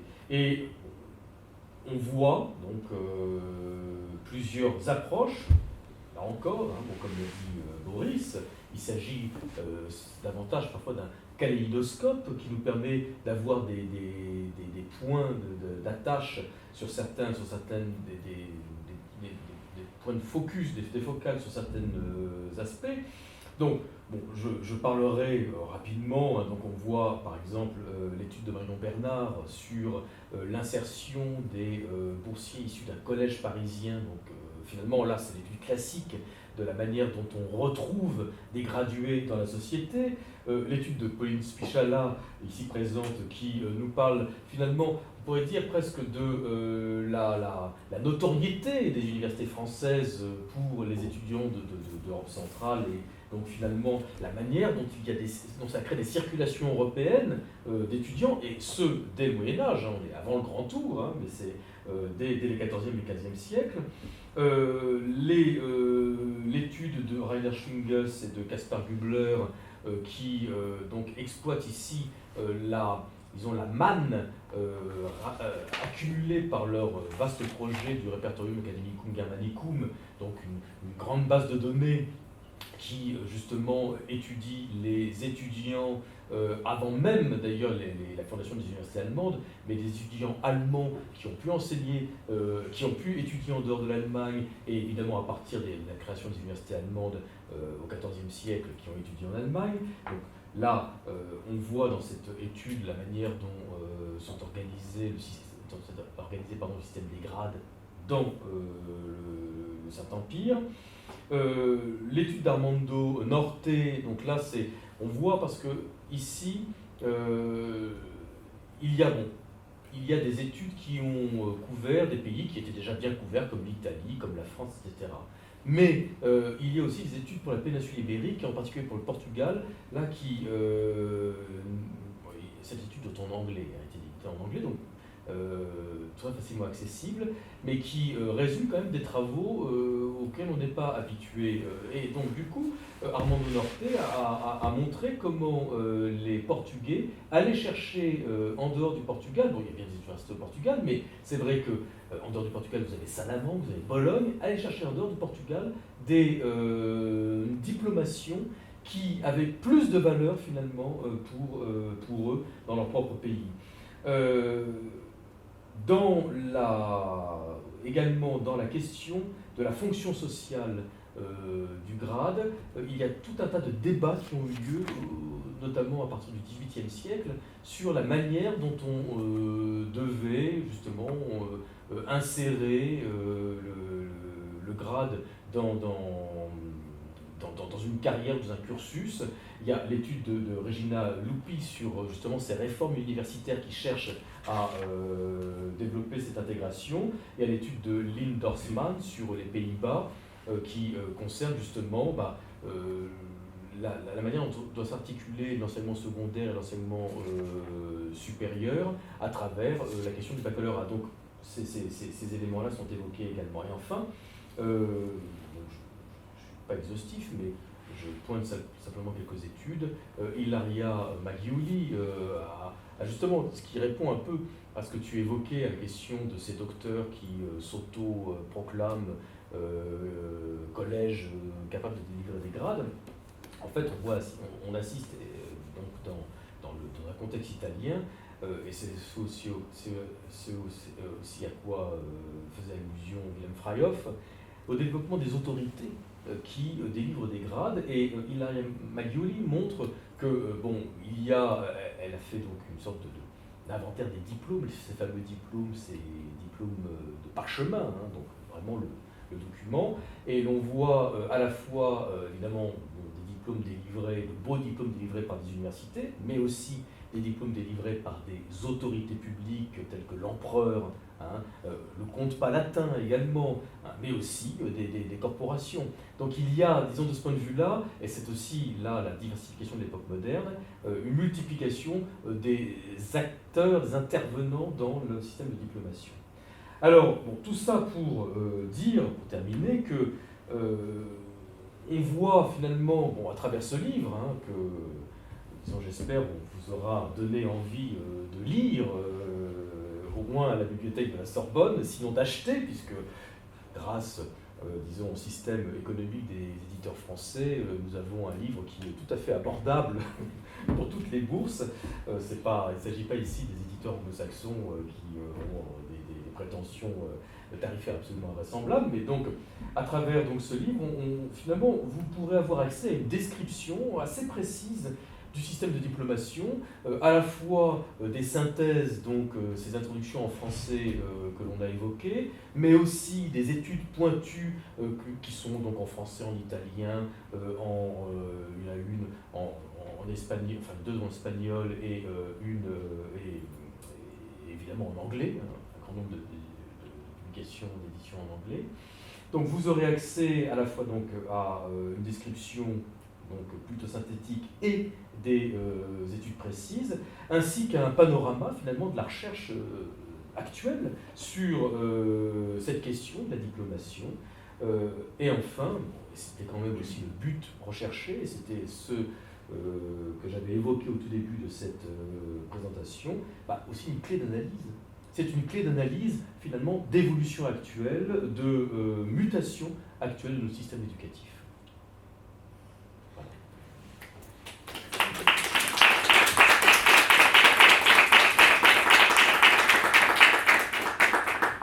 Si vous avez des questions, nous sommes tout à fait prêts à y répondre.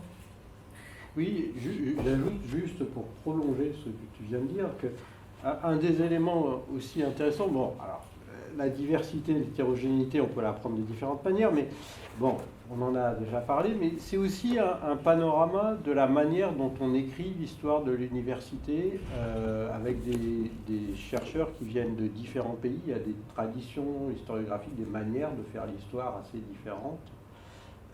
Et puis aussi, il y a différentes générations de chercheurs, des vieux, des moyens, des jeunes. Mettez-nous dans la catégorie que vous voulez.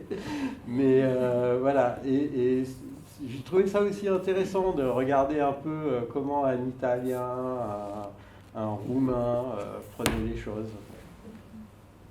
Là, l'étude du roumain est en français. Donc, voilà, vous n'aurez pas à lire le roumain pour...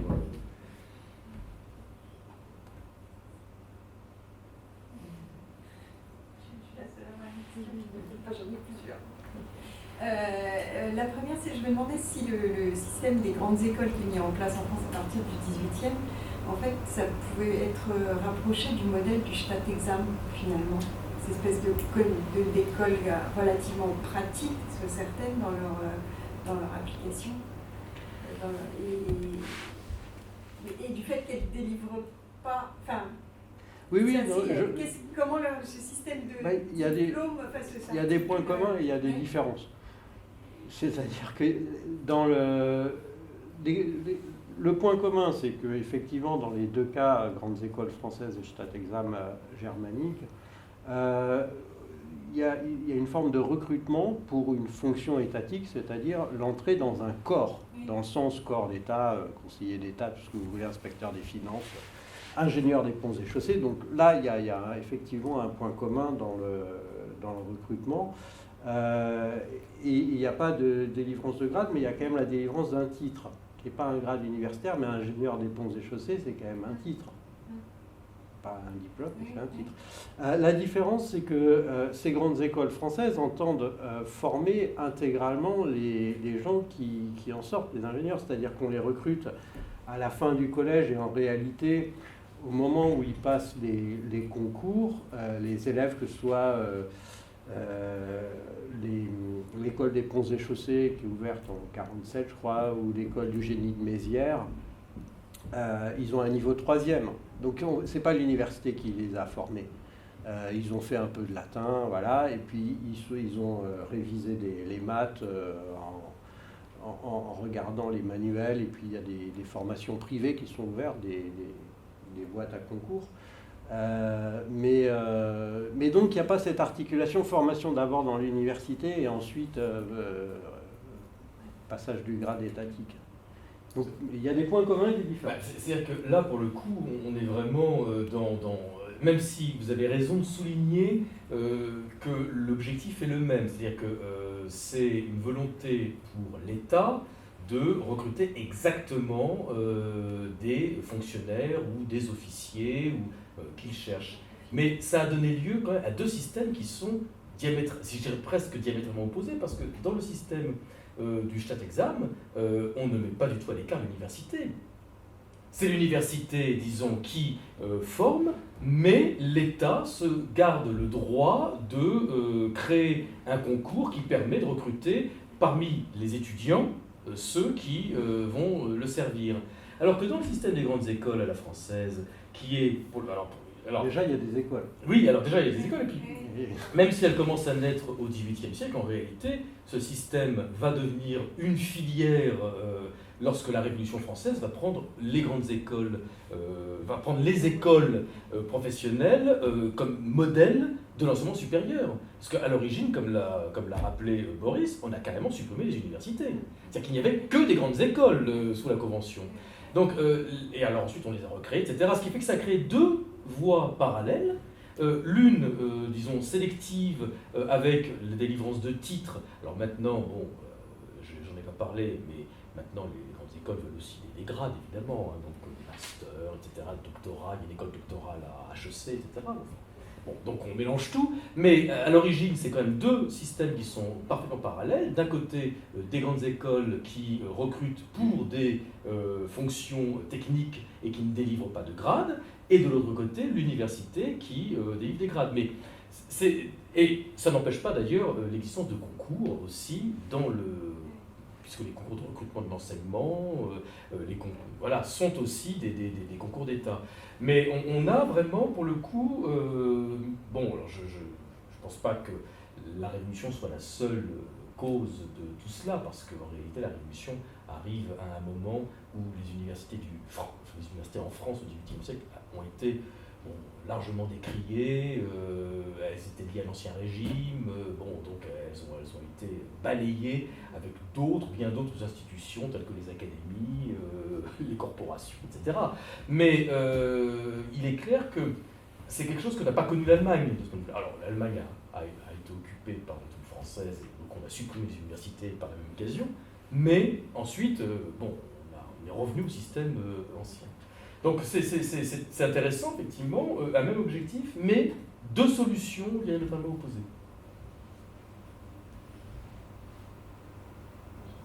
C'est une idée qui est un peu dans le même sens, enfin, en tout cas,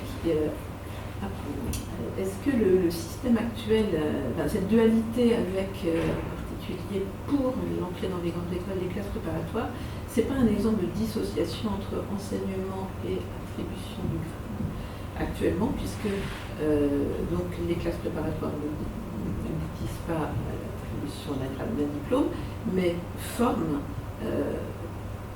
une partie des étudiants qui vont obtenir leur grade et leur diplôme à l'université ensuite. Est-ce que c'est pas un exemple actuel de cette dissociation possible entre... Oui, mais de toute façon, toute la filière des grandes écoles fonctionnait sur une dissociation entre graduation et formation.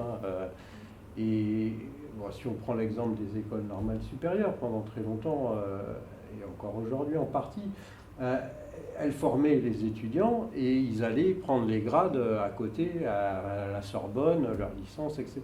Et il y avait deux systèmes parallèles. Et aujourd'hui encore, les étudiants dans les classes littéraires... Oui, mais parce que maintenant il y a un diplôme de l'ENS. Non, mais c'est surtout qu'on a voulu... Et ensuite, les ENS sont rentrés dans des... elles participent à la délivrance des diplômes et elles ont leur propre diplôme aussi. Il y a un master...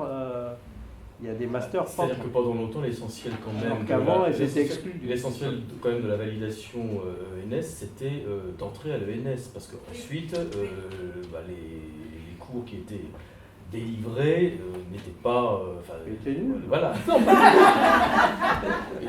étaient plus légers que ce qui permettait de tenir la qualification qui était faite par l'université. Mais en réalité, on a assisté là récemment, à échelle historique, depuis le début du XXIe siècle, à une volonté de généraliser le système de la graduation en utilisant par le biais du LMD la possibilité, avec les crédits, etc., de pouvoir faciliter les équivalences, y compris avec des formations qui ne sont pas universitaires. Et donc les classes préparatoires, simplement le simple fait que des élèves de classes préparatoires soient obligés de s'inscrire parallèlement dans une université sans évidemment en suivre les cours, puisque on ne peut pas faire une classe prépa et en même temps faire une licence, c'est impossible. Mais en revanche, ils ont par le biais de ces doubles inscriptions la possibilité d'avoir des équivalences qui leur permettent d'avoir l'équivalence L1, L2 et L3 lorsqu'ils cubent. Donc on a en fait, par ce biais-là, on utilise la notoriété du grade, qui est en fait une notoriété, disons une validation internationalement reconnue. On utilise la notoriété donc de la validation du grade pour permettre en France, au système des grandes écoles, qui est le système le plus sélectif, honorable, valorisant pour le système éducatif français, pour leur permettre de se rattacher aussi à cette validation internationale qui est donc la diplomation universitaire. Parce qu'en Angleterre, en Allemagne, le fait de sortir d'une grande école n'a pas vraiment n'a pas le même attrait qu'en France. Et même pour des grandes, par exemple, parce qu'il y avait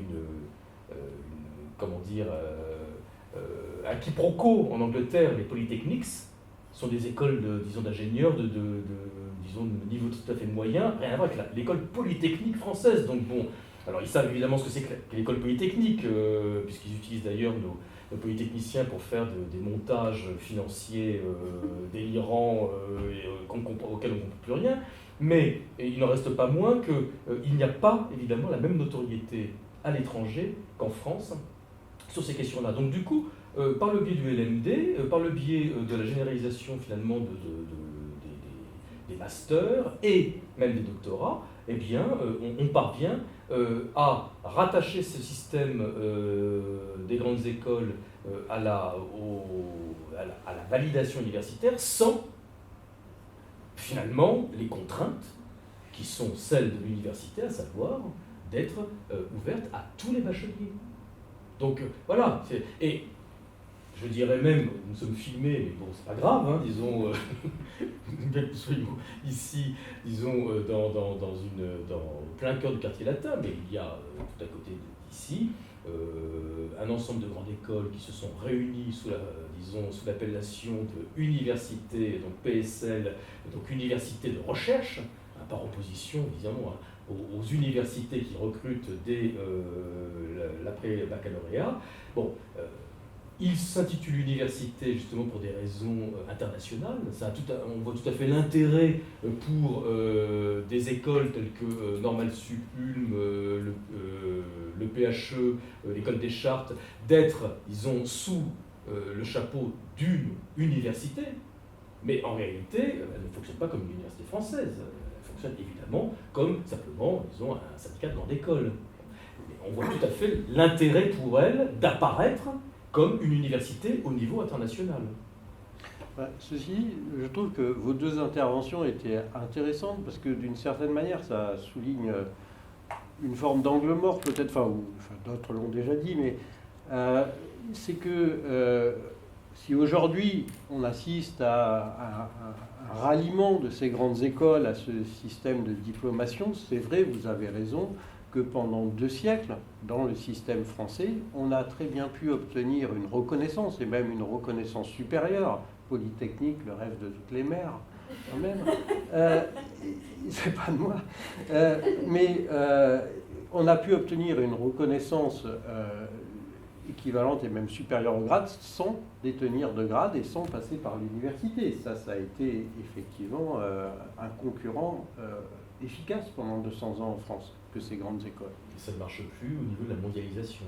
Au niveau de la mondialisation, ces grandes écoles, alors elles sont grandes pour les Français, mais d'abord elles sont des tout petits effectifs, elles ne sont pas visibles, elles ne sont pas aussi visibles qu'une université comme la Sorbonne, comme toutes les universités qui veulent s'appeler Sorbonne. Pourquoi ? Parce que en termes de marque académique, la Sorbonne, évidemment, c'est connu dans le monde entier. Donc du coup, on a toutes les Sorbonnes qui naissent partout, disons Sorbonne Nord, etc. Ah, J'ai une petite question un peu en contrepoint de votre ouvrage, donc sur les examens, et justement ça fait écho à ce qui a été dit. Comment prendre en compte justement cette question du concours qui s'oppose quand même à la fin, en tout cas dans une partie de sa définition, à la question de l'examen qui est quand même pour vocation de certifier. Voilà. La question du concours, plutôt trier, sélectionner. Comment ça se pose dans la longue période? Alors, je ne suis pas sûr qu'il faille tant les opposer que ça, même si en apparence, c'est des fonctionnements très différents. Tout le monde peut avoir l'examen, il n'y a pas de limite, et le concours, en revanche, classe, hiérarchise, etc. D'une part, parce que derrière un examen, en fonction de la difficulté qu'on impose, de l'exigence, on régule tout à fait les flux exactement comme un concours. Et deuxièmement, parce que les examens peuvent aussi hiérarchiser les candidats. Les licences publiées, notamment la licence en théologie, classaient les candidats par ordre de mérite. Alors les 4 premiers, c'était en fonction de leur statut, parce qu'ils étaient prieurs de la Sorbonne, Navarre, ils avaient droit aux premières places.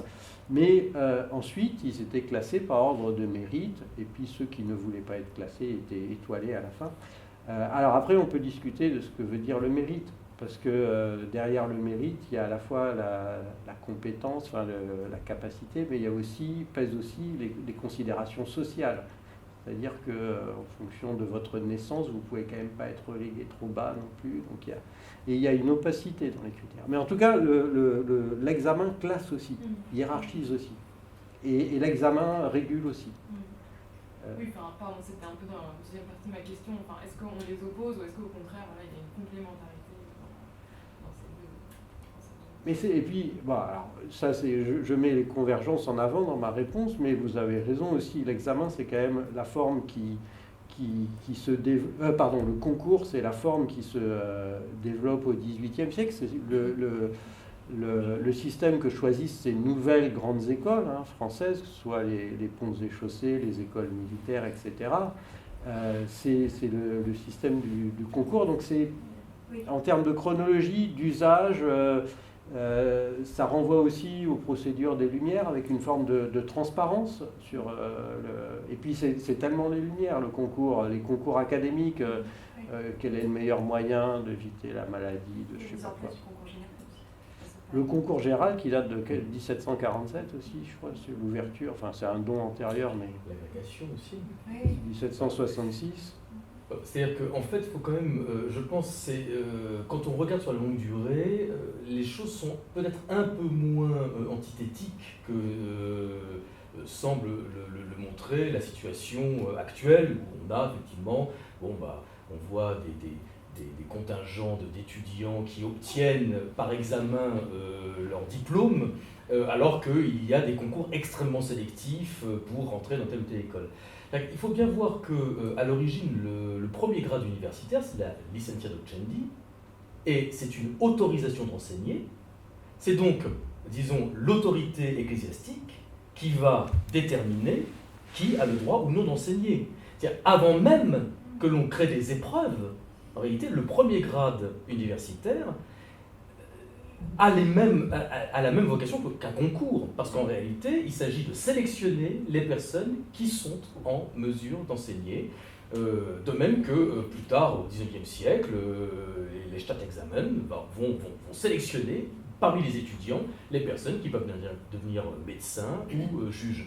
Donc, même si d'extérieur ça peut paraître très différent, en fait, il y a quand même, alors je ne dirais pas qu'il y a un continuum, mais il y a des liens dans le système de diplomation entre ces deux manières de qualifier. L'examen limite moins quand même. Il n'y a pas toujours de régulation des flux de sortie dans l'examen.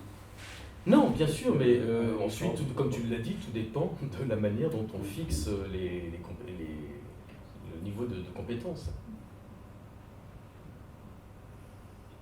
une question, je suis désolée de devoir précipiter une discussion sur l'enseignement en France immédiatement sur la question des grandes écoles. Donc j'arrive maintenant avec un deuxième marronnier, qui est celui de la notation. En fait, je me demandais si ça avait une place dans l'ouvrage, et est-ce qu'il y a une poule et un œuf? Enfin, est-ce que la notation arrive dans l'enseignement pour évaluer voilà, si les élèves ont assimilé, et puis finit par gagner les examens, ou est-ce que c'est le contraire? Est-ce que ça commence par être introduit dans les examens et que ça finit par pénétrer toute la durée de l'enseignement? Enfin, est-ce qu'il y a des différences dans les pays là-dessus? Ça, c'est l'histoire du moderniste. Bon, alors, sur la notation des examens, bon, il y a effectivement ce passage, cette hiérarchisation des lauréats de la licence dont on se demande comment ils sont hiérarchisés, parce que c'est les docteurs qui se réunissent ensemble et je ne sais pas comment ils les classent, à partir de quelle grille, bref, s'il y avait des notes ou pas, mais a priori non. Au-delà de cette hiérarchisation, les candidats sont acceptés ou pas avec des boules noires, boules blanches, des choses comme ça, mais il n'y a pas de note qui est donnée. Et les premières formes de notation, du moins celles que je connais, mais peut-être il y aura des compléments, apparaissent dans les collèges jésuites, donc, dont certains sont dans l'université, certains sont en dehors de l'université, ils ne sont pas tous agrégés à des universités, où on note on met des appréciations sur les qualités des élèves, donc celui-là il est idiot, celui-là il est ingénieux, intelligent, etc. Donc c'est des appréciations de type qualitatif, et pas une grille de 1 à 20 qui elle, finalement, se met en place qu'à la fin du 19e siècle, ces grilles de 1 à 20. C'est très tardif. Et alors, vous répondre, est-ce que c'est d'abord dans l'enseignement secondaire et d'abord dans l'enseignement ou d'abord au moment des examens? Difficile. Enfin bon, les premières mentions, je trouve, c'est plutôt dans le cadre des institutions d'enseignement, donc dans les collèges. On apprécie les qualités des élèves. Oui, je me demande si la nécessité d'utiliser un chiffrage, une notation chiffrée, parce que bon, tu l'as dit, l'aspect qualitatif, bon, ça c'est quelque chose qui devait sans doute aussi jouer dans l'appréciation du classement de la licence, hein. Mais on n'a pas de trace de cela. Mais l'aspect chiffré, je me demande dans quelle mesure, et ça, bon, enfin, je ne connais pas assez bien le sujet pour c'est une hypothèse, mais à partir du moment où se développent des examens écrits, où donc du coup, disons, il va falloir en grand nombre être des cohortes, il est une chose de dire celui-ci il est plus intelligent que celui-là, mais bon, on arrive aux limites du qualitatif lorsque l'on doit corriger des dizaines ou des centaines de copies. Mais c'est assez tardif ce développement. Oui, non, c'est tardif, oui, c'est 19e. Oxford, au 18e, il y a un examen de maths qui est très célèbre, je ne sais plus comment il s'appelle, qui conduit à un classement des étudiants. Mais bon, sur les examens de grade, il y a un vote des membres du jury, oui ou non, mais on n'a pas de trace d'évaluation notée.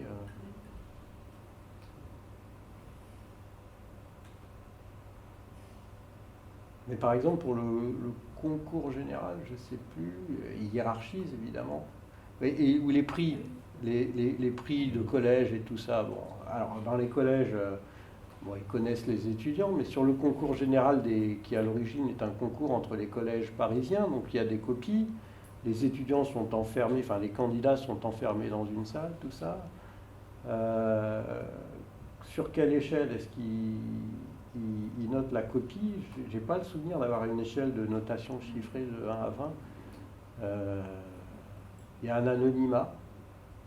Ça aussi, la question de l'anonymat, ça c'est nouveau aussi, parce que comme je vous l'ai dit, on évalue aussi beaucoup dans les examens un individu, globalement, sur sa bonne mine, tout ça, autant que sur ce qu'il répond.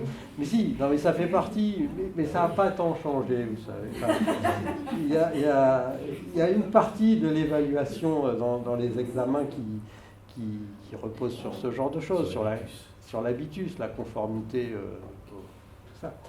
Et même s'il n'y a pas que ça, évidemment. Mais Donc oui, la question de l'anonymat aussi est une question intéressante qui, tant que l'examen reste à dominante orale, elle n'a pas de sens, mais à partir du moment où ça devient écrit, c'est différent. Mais bon, malheureusement, vous n'avez devant vous que des gens qui travaillent sur les périodes anciennes, et il faudrait un contemporanéiste pour Voilà. nous éclairer sur ces questions-là. Malheureusement, si vous opérez les dents. Emmanuel.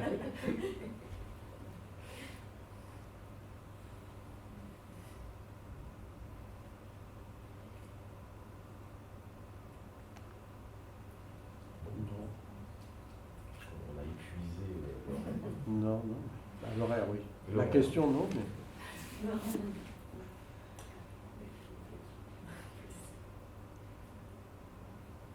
Je crois qu'il va nous rester à vous remercier beaucoup.